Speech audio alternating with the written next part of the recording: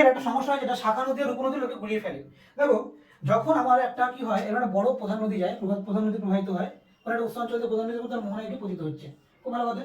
এখন এই যে মোহনায় যে প্রধান নদীটা গেল, এটা নির্দিষ্ট উৎস অঞ্চল থেকে এটাকে নদীর উৎস অঞ্চল বলে, আর যেখানে পতিত হচ্ছে এটাকে মোহনা বলে। ওকে।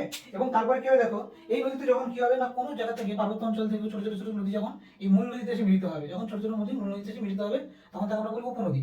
আর এই নদীটা যেতে যেতে যেতে কোনো কারণে প্রধান নদী থেকে যখন একটা শাখা নদী আমার বেরিয়ে চলে আসবে, এখান থেকে আমার একটা শাখা নদী বেরিয়ে চলে এলো, এসে কি করছে এখানে আমার এই সাগর মহাসাগর পতিত হচ্ছে, তখন তাকে আমরা বলবো শাখা নদী।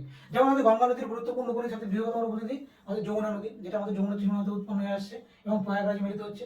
আবার আমাদের হচ্ছে তোমার মুর্শিদাবাদের কাছ থেকে আমরা বেরিয়ে চলে এসেছে কি মেন গঙ্গা থেকে ভাগীরথী হুগলি নদী বেরিয়ে চলে এসে আবার গঙ্গা নদীর প্রধান শাখা নদী। এই হচ্ছে ব্যাপার। তাহলে যে এসে মিলবে তাকে বলবো উপনদী, আর যে বেরিয়ে যাবে তাকে বলবো শাখা নদী। এই কনসেপ্টটা ক্লিয়ার থাকলেই হবে। আর এটাকে আমরা বলি উৎস, এটাকে আমরা বলি মোহনা। যেখানে নদী উৎপন্ন হচ্ছে তাকে আমরা বলি উৎস অঞ্চল, যেখানে নদী পতিত হচ্ছে তাকে আমরা বলি মোহনা অঞ্চল।